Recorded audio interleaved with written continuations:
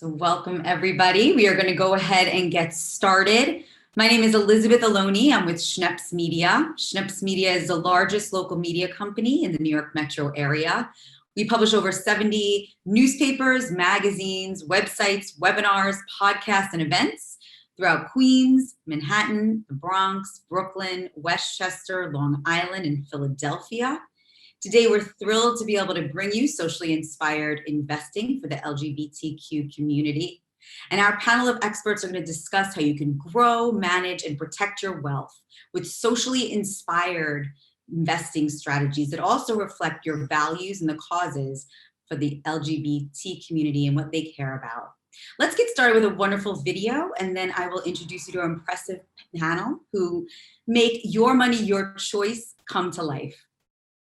I was taught to treat everyone with respect, and oftentimes, me being true to myself meant difficult decisions, not adhering to social norms or even agreeing with my family, friends, or coworkers. So when it came to investing, there's something empowering about putting my money where my heart is, in companies that share my values. I like having the choice to build wealth without conflicts of interest, and Seasons of Advice allows me to invest in a future I can be proud of. Call 855-MY-SEASONS. Welcome. Now I'm pleased to introduce to you our panelists. First, I'd like to introduce you to Charles Hamowy. He is CFP, CPA, PFS. He is the CEO, founding partner of Seasons of Advice. He's a graduate of New York University in 1978, and Charles began his career in the accounting profession as a certified public accountant. After a successful decade-long career in accounting, he redirected his passion to help others build their personal financial success. In 1990, he founded the firm, which later became Seasons of Advice Wealth Management, LLC. Through its innovative stewardship portfolio, Seasons of Advice Wealth Management is committed to ESG investing, where investors can do well by doing good. Charles has consulted and coached other financial services practices for over a decade. A commentator and author, he's a sought-after media expert and public speaker addressing topics from investment portfolio design to planning for life's uncertainties. Charles is also the editor-in-chief of the Socially Inspired Investor Digest and podcast, which is thought leadership on ESG investing and trends. Lastly, he's also a successful entrepreneur who has started and grown several other businesses in the area of the arts. Charles is from Brooklyn and lives and works in New York City. Welcome, Charles. It's a pleasure to be here. Thank you. Pleasure to have you. Next, please welcome Matthew Woolf, CFP, Executive Vice President, Managing Partner at Seasons of Advice. Matthew earned a dual BA cum laude in International Economics and Languages at the American University's School of International Service in Washington, D.C., and the University of Vienna, Austria. He has conversational abilities in German, French, and Spanish, but we're going to stick to English tonight. After a 20-year career in corporate finance and capital markets, in 2002, Matthew joined Ameriprise Financial and helped build the wealth management team, which ultimately became Seasons of Advice. 15 years later, Matthew was one of the founding partners of SOA when it launched in 2017. He grew up in Scarsdale, New York, and lives in Manhattan. Matthew has significant experience and sensitivity to the LGBTQ community. A lifelong supporter of Broadway musical theater, Matthew's active in the Broadway community as a producer, investor, and charitable sponsor. Perhaps his greatest contribution to New York performing arts scene, though, is through his philanthropic leadership. In addition to serving on the board of the New York Theater Barn, which incubates and develops new musical productions, he is a charitable sponsor and archangel donor to Broadway Cares Equity Fights AIDS, the premier charity serving the Broadway community. Welcome, Matthew. Thank you, Elizabeth. And now, please welcome, last but certainly not least, Mark Dorfman, MBA, CRPC, Senior Partner with Wealth and Advisor for Seasons of Advice.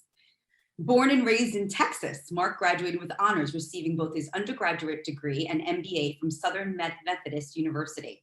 Upon completing his graduate work, he worked in corporate finance at the Robert Zimmer Group, then among the world's leading hospitality groups. He never lost his taste for new destinations, especially those involving skiing, hiking, rafting, and horseback riding.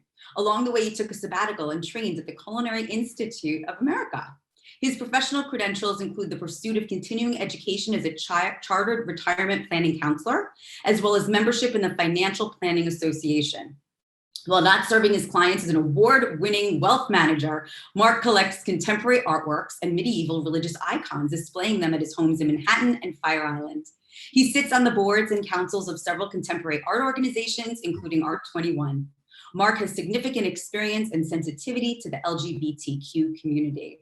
While he supports causes related to animal rights and treating dementia, he's also active with the Human Rights Campaign, of which he is a federal club member. Welcome, Mark. Thank you, Elizabeth. Great to see you. We certainly have a wonderful group here of these gentlemen who are with us tonight, and I'm looking forward to jumping in. So let's do that. So let's get started with the question of what exactly is socially inspired investing and how does it differ from regular investing? Maybe I'll kick that one off, Elizabeth. Well, it's as simple as this. Rather than letting some big institution decide for you or decide for an average investor what you should hold in your investments, what should they be?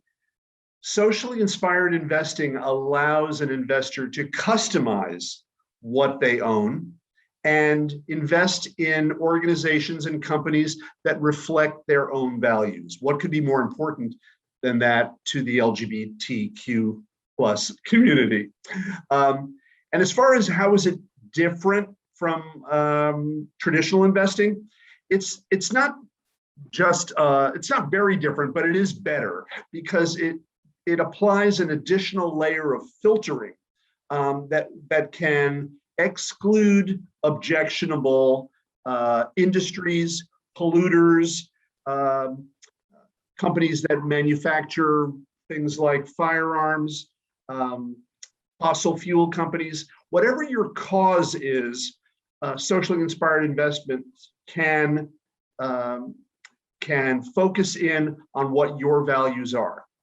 And maybe that's really why I think it's better than traditional investing. Mark, maybe you have more on that. Thank you, Matthew and Elizabeth. And let me just interject here that what I think makes it unique and different is that it's customized. That's exactly what it is.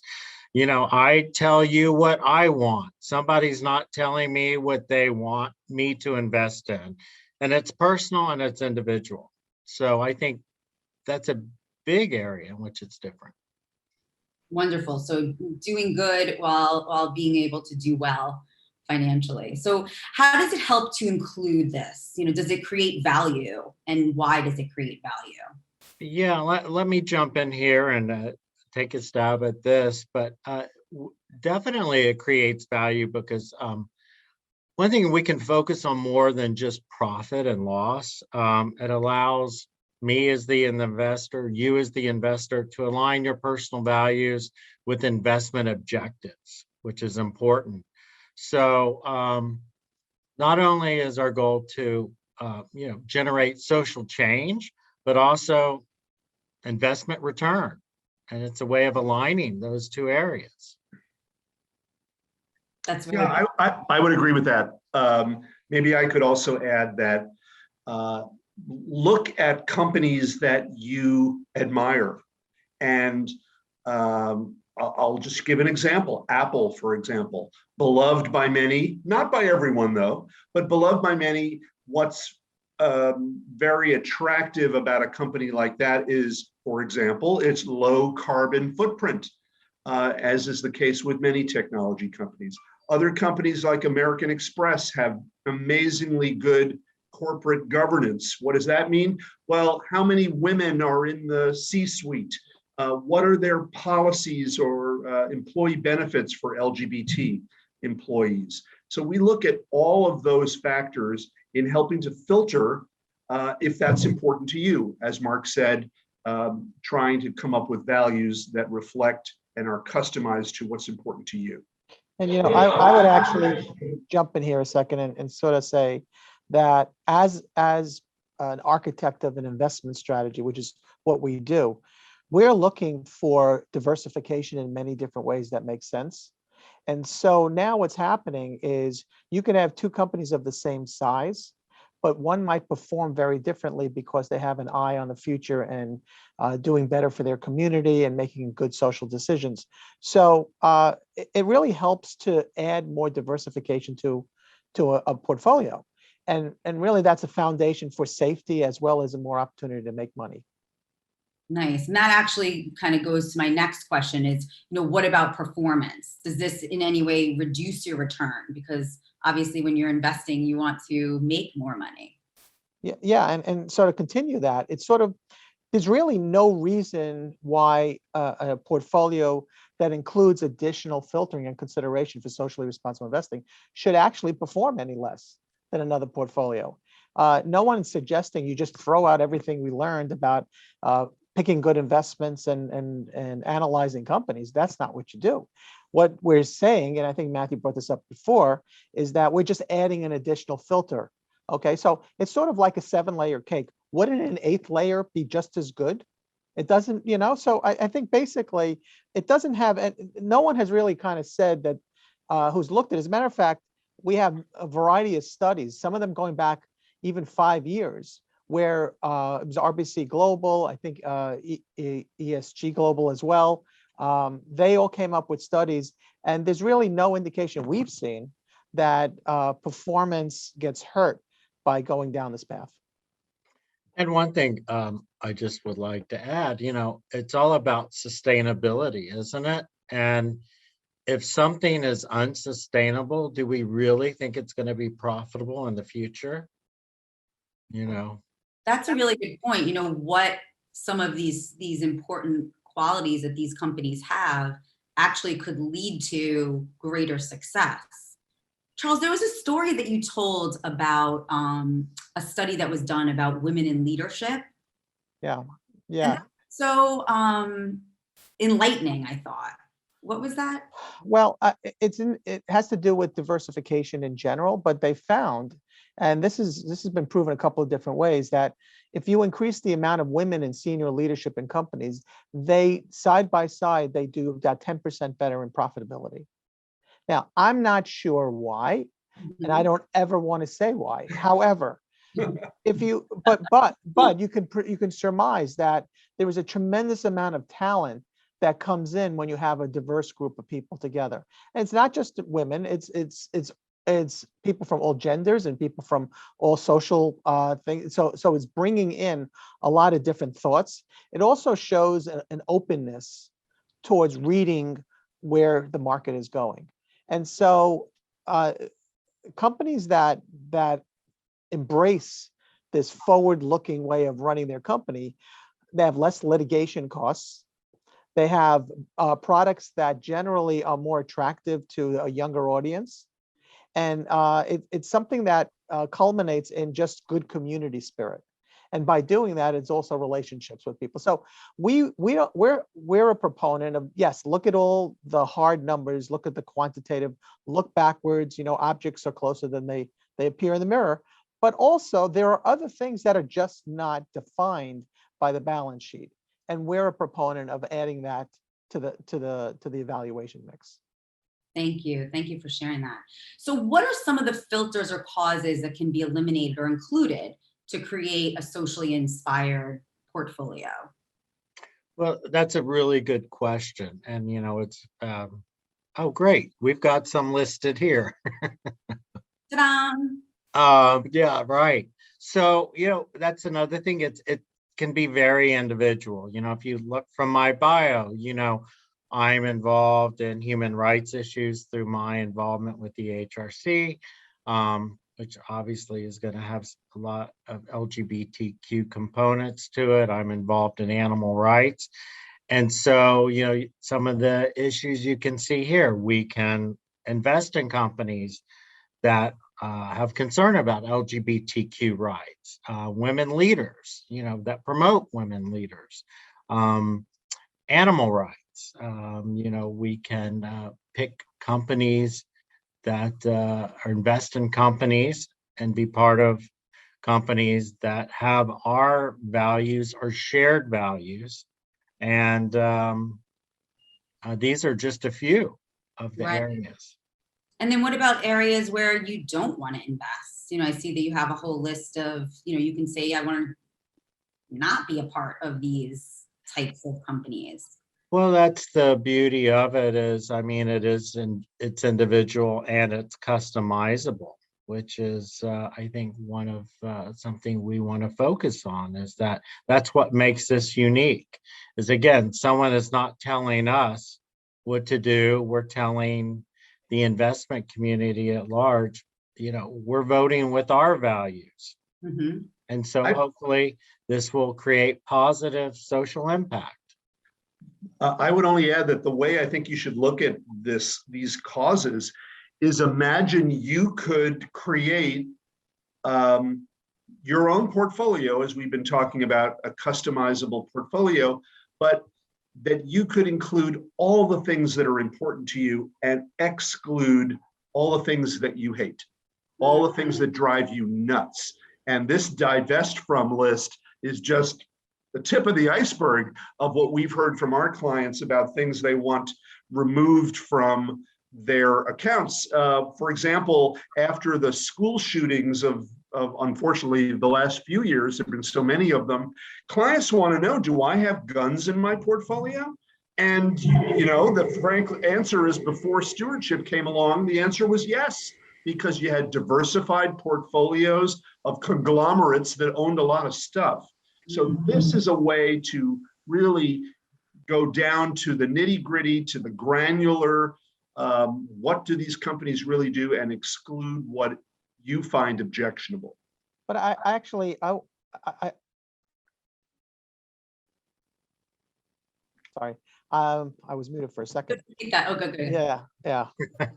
I reverse muted just now. That is, We're very creative. So, but I do want to say, my colleagues over here make good points, but let's understand that this is a technology advancement. This is a breakthrough that we can do this. So for those that are perfectionists, this is totally not for you. We are in an early stage of this. So it's really the filters that exist out there and that we employ. I mean, they may be 95%, they can get you there, but the danger would be is perfection being the enemy of good. We don't want that. So I think it's a question of how do you take your portfolio and move in that direction? So I just feel it's important to just explain we're using the latest technology, but even the best technology will not give you a perfect, or the company will give a perfect score, but it'll put you way down the line. well, they say it's the first step to the journey of 1,000 leagues is the first Right. step. So the first step is critical. Right. Let me share you, there's another great video I'd love to share now. So bear with me, I'm gonna share that with y'all.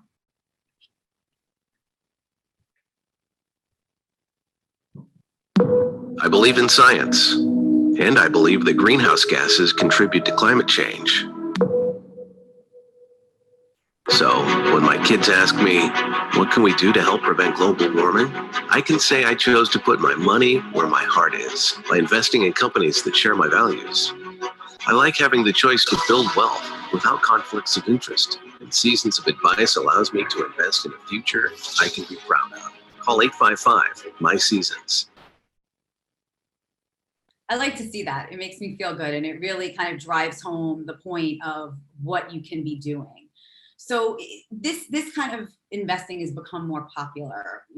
Why do you think that is? Do you think this is just a fad? What are your thoughts on it?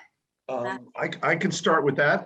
I don't think it's a fad at all. I think it's absolutely right. It's become quite popular, and that video just explained in one way why, because people really want to feel good about supporting the causes that are important to them. In the case of the video, fighting climate change. And this way of investing allows you to do it in a way that the average person who feels so insignificant in the global scheme of things could actually have a significant effect. If the environment is your cause, or race relations, Black Lives Matter. I produce on Broadway, where there's an awful lot of concern about roles for people of color and responsible positions for women in theater.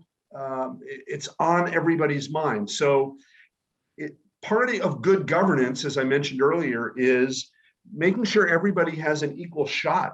And part of the filtering we do through socially inspired investing is to filter and get you to, as Charlie said, close, maybe not exactly to, but in the direction of the socially inspired causes that are important to you.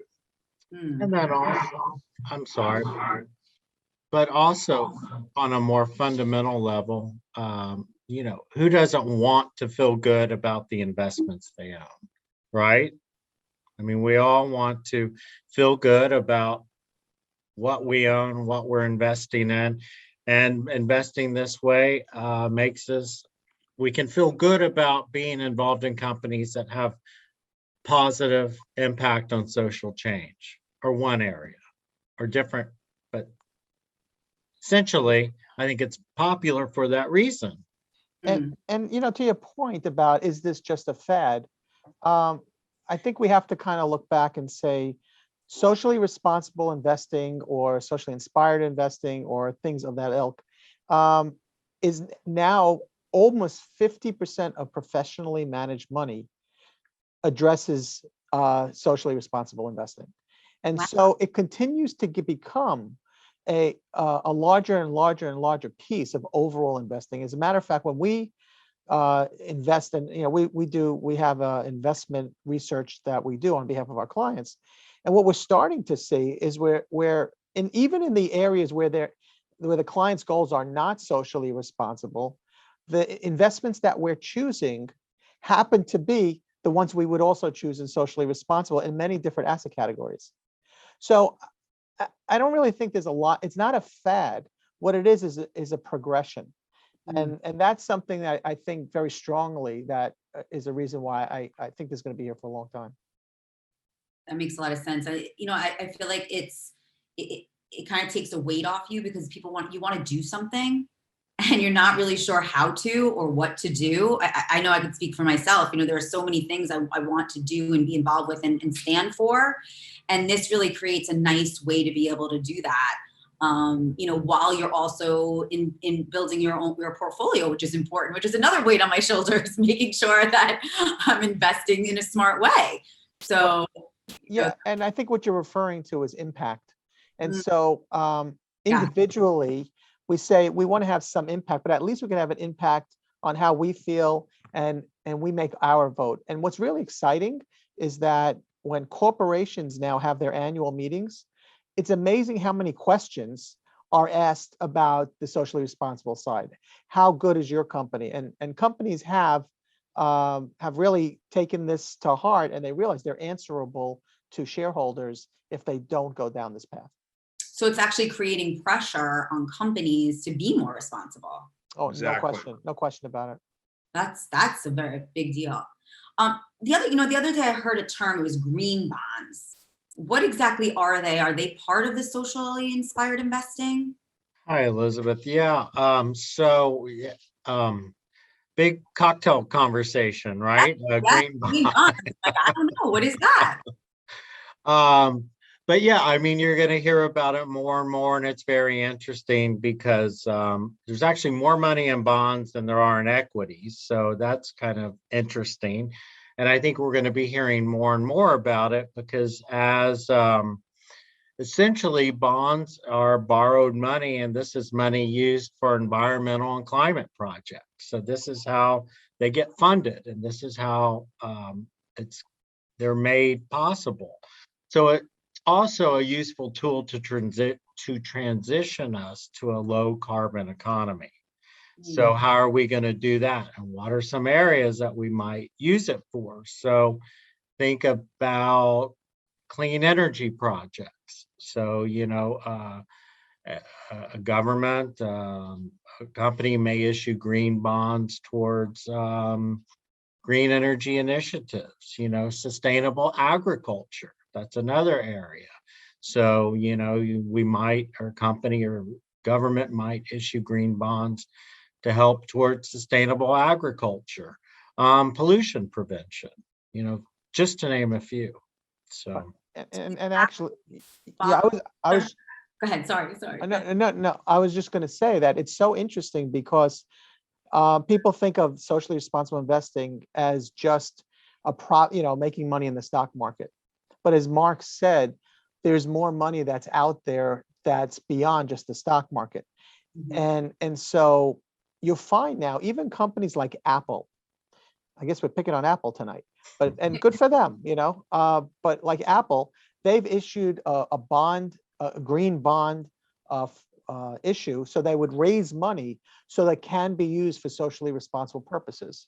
The Ford Foundation, which is a nonprofit foundation, they actually is one of the first that came out with bonds, not just to support what their mission is as the Ford Foundation, but also to do well. But I think most common green bond is a municipal bond, because that's how cities and states and get the money to fix the communities. And so, as Mark said, you look at where the money is being used, and in that respect, it's become known as green bonds.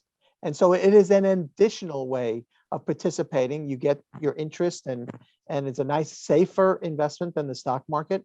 But that's a newer thing, and it's become now a very strong component of this. And I would just reiterate what Mark said, is that there's a lot of money out there already to attack these problems that we have. There's lots of reasons to be inspired about what we've done so far. And these instruments now are bringing it to the people. And that's exciting. That is, absolutely. So how do you go about finding these companies or the investments that you invest in? What's that process? I can take that. I mean, it's as simple as Googling them. You can just Google a company or Google their CSR score, that stands for Corporate Social Responsibility Score. And you can get a wealth of information about how well a company is performing in the environmental or other socially responsible way. There are a lot of instruments you can also look at if you're considering investing in socially inspired products. They could include mutual funds, exchange traded funds, also known as ETFs. And if you want to engage a financial advisor, that person can help you select the right product for you, the right instrument, and also balance it. It's very important that it be part of a well-balanced asset allocation. So if you want to go the financial advisor route, that's where you could get help. I might also add one thing to what Charlie had talked about on corporate America feeling the pressure of having to make an impact statement. I fly Delta Airlines. Every time I book a ticket, they include what is the impact in reducing their carbon footprint of my purchase. And by the way, attached, see the link to our corporate impact statement, just came out at our annual shareholders meeting. So it's really on the mind of corporate America and the Fortune 500. Interesting. And it's so many investors on a day-to-day basis, even buying an airline ticket. Correct. And I just might, going back to the same cocktail party analogy where you're talking about green bonds, you can find a financial advisor who specializes in socially responsible investing. So you can Google that as well, but that's another way you can find I it. actually just shared y'all's contact information. If people are interested in learning more about this, Thank you. Going to your website, soawealth.com. It's right there in the chat. So you can learn more and talk about, what your options are, because as many people as there are, I'm sure there are options. This is a great thing for anybody at any level. They can actually go into mutual funds that specialize in parts of socially responsible investing. You have less ability to direct specifically where, but again, it puts you in that right area. So there are a lot of choices. Terrific. So I understand you also have a podcast and also a socially inspired digest. So can you tell us more about that? So as you can tell from the three of us and for the rest of our team, we have a passion toward educating people and making this concept of investing more approachable by the consumer. So what we've decided to do is we've created, now it's over a year now, is we've created the Socially Inspired Investor podcast and the digest. And we don't charge for it. And what we do is we have experts within this industry who will speak at a level that really is understandable. Most of the things that you hear are sort of companies talking to companies, but really this is geared for the average investor. And it's a good starting point. So I would say if someone's interested in socially inspired investing, you can just you can go to socialinspiredinvestor.com and you can just sign up, or if you go to our website, SOA Wealth, immediately you'll see a pop up and you can sign up for that. And there's no obligation, there's no cost. But we've had guests on the podcast from the electric vehicle area. We've had guests on the podcast from the United Nations. We've had guests on the podcast talking about from the rating agencies. So it's a good way to get a really basic level of education in this and start to build your own library of information. I would just add the one that's on the screen right now is especially interesting, discussing the impact of socially inspired investing on jobs. It's a huge area of employment for the future. Yeah, it's actually part one. You're right, it is a huge, because there's actually a part two. So the first one was discussing the impact on jobs from the company's standpoint and what they need to do to re-educate and to restructure their company so that they can take on these things. I'm sure we've all seen the ads now from suddenly these gas guzzling companies or these carbon churning companies, and suddenly they're promising to be carbon neutral by 2030, by 2040. It's like, well, wait a minute. And then General Motors and Ford all coming out with electric vehicles. So it's actually creating many more jobs than one is led to believe if you go down this path. That's a really good point. I had an opportunity to listen to one of these podcasts, and one of the things that I walked away that I thought was really interesting was in how almost like in every way there's socially inspired acts happening at companies. I think one of them that they talked about was garbage removal, and how that's even moving into a more socially responsible way. So it's really eye-opening. It's to understand how large, how vast the opportunities are to be able to invest in socially responsible companies. Right, and that's the whole point of this whole thing, is that if you don't intentionally go down this path, even if you're not a tree hugger, if you don't intentionally go down this path, you are going to miss opportunities to make money. It's going to pass you right by because it's happening. And it will. And there's a lot of young companies now that are becoming very successful in this area, and they have, the sky's the limit. So if you're just investing in really huge companies and you want to make money, there's really not that much place for their stock prices to go. Yes. But the younger companies that are coming out with the technology and addressing these areas, those are the ones that have a tremendous opportunity for growth. That's a great point. That's a great point. Thank you. This has really been incredibly informative and eye-opening. Every time I hear you speak, I learn more. So, let me get to some of the questions from the attendees. One of the questions that came up is this for everyone? How much do you need to invest this way? Does it need to be a lot of money, a little money? When can we get started with this type of investing? I would tackle that one by saying, why wouldn't it be for everyone? And you can start very modestly. Many younger people, don't have a lot to invest. Older people, by virtue of being able to build wealth over time, might put a bigger percentage of a portfolio into this. But they're really, because there's a host of instruments out there that you can invest in. Charlie mentioned mutual funds or ETFs. There really is no pure minimum to get involved in this world. So what makes SOA's approach to ESG unique? All these letters, but ESG is out there, but your organization, what is the unique approach that you all take? Well, I think it goes back to being good financial planners. our goal at the end of the day is to make sure that our clients have enough money every single day for the rest of their year to do what the rest of their life to do what they want to do. And so our chassis is really a cash flow chassis. It's a chassis that basically is built so that clients can see down the line what they're going to be able to use. What good is it to raise money if you're not going to be able to spend it? So we're really in the spending business. So the idea of what makes us different is we're really looking for the end goal of whether that money is used for personal consumption, whether it's used for philanthropy, whether it's used for gifting to family members, whatever the purpose is, we're purpose driven, and that's unique. We're also proactive. We want to present issues to clients before they have to react to it. It's not reactive.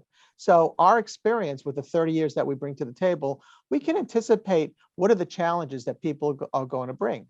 And so that's why when we look at investing and we say, well, let's not just look backwards, let's anticipate the future. We saw this huge area that really hasn't been addressed. So we just took that and put that on top of our basically traditional financial planning. And I think that makes us pretty unique. And you're on mute now. Your turn. Oh, thank you. I got a turn. So I said that is fantastic. Thank you. So what would people do as a first step? Let's say they want to get involved. They want to learn more about this type of investing. What would be your advice for a next step? I think they should get a second opinion on their portfolio now. I think ultimately you might have made the right decisions for the right reasons at the time, but not knowing that now you have this extra tool where you can wrap your personal values into the conversation. I think it's deciding, first of all, what do you really care about? And then maybe having somebody like from our team, which we're happy to do, take a look at how you're investing your money, both on a traditional level and also, is it meeting your values? You could be fine. You could be fine. We'll tell you that. So I think the first step in the process is to really kind of get a second opinion, which they can do by calling that number, 855 My Seasons. Yes, I shared it in the chat, and I also, everyone's going to get an email from me tomorrow, and it'll have that information there as well. And also, so you know too, this has been recorded, so you'll be able to get a copy of it too. You can share it with friends and your community if they missed out on it. It's really such a valuable tool to be able to know that you can not only make money, but you can also impact society and impact what's important to you. So what I'd like to do is go around to each of you before we go and ask each of you, would you be so kind as to share your why? You know, why do you do what you do? I always find that so interesting because obviously I read your bios. You're all very well educated, well experienced, have such incredible backgrounds and interests. What is your why for doing this and helping people in this way? Who wants to go first? Matthew? I'll take a stab. Okay. My why is because, you know, I've been fortunate enough to have experience and studied a bit on things financial, and in my career I've learned a few things that I'd like to impart on people who are not necessarily financial gurus. So our typical client is not, you know, a Wall Street executive running a hedge fund. We're dealing with many professionals, executives, small business owners, and couples, families that don't have a lot of financial expertise. They're looking for a family CFO, if you will, a chief financial officer, to delegate to get feedback from, and to basically allow them to get on with their lives and feel comfortable, and it put very important part of their lives, their basically their nest egg, into competent hands. So that's why I think I'm drawn to this business. Terrific. What about you, Mark? I think my why is, at the end of the day, with 100% certainty and absolute conviction, I know that whoever comes across my threshold is going to be better off at the end of their meeting with me. They may not ultimately work with me, it matters not, because they will be better off 100% from that interaction. I love that. I love that. And it's not because of just getting help and assistance with their financial well-being. And so many people want to freehand this, or say, I know. And so that's essentially it in a nutshell. Well, so you're setting the intention to leave people better off when they've left you than before they came. So just even setting that intention leads to wonderful things. Thank you, Mark. Charles? Thank you. So I'm tempted when someone says why to say because we love you, because I grew up with this. But that's not the answer here. But I wanted to say it anyway. For me, I think it's just so cool to help people clarify decisions. So to me, it's how the brain works. I'm very much interested in not only making a decision based upon the numbers, but also about emotions. My dad was a certified hypnotherapist. Wow. And yeah, and so I learned that there's a whole world of very interesting things that happen in your brain.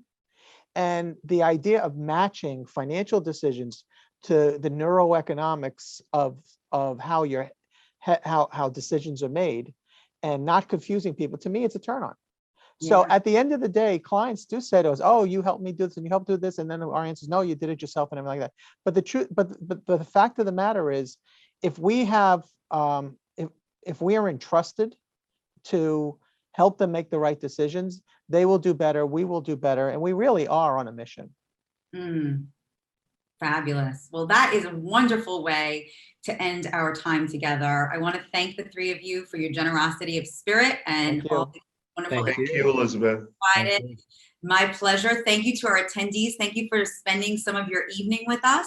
As I mentioned, I will be sending you an email tomorrow, so you'll have all their contact information. You can follow up. And as we say, the first step is the step to the journey of 1,000 leagues. So wishing you all well on your first step. Certainly, actually, that was being here. And now you can take your next step and learn more. So thank you so much, everyone. Please stay safe, stay healthy, and I look forward to seeing you on a future webinar. Good night, everyone. Good night. Thank you. Bye.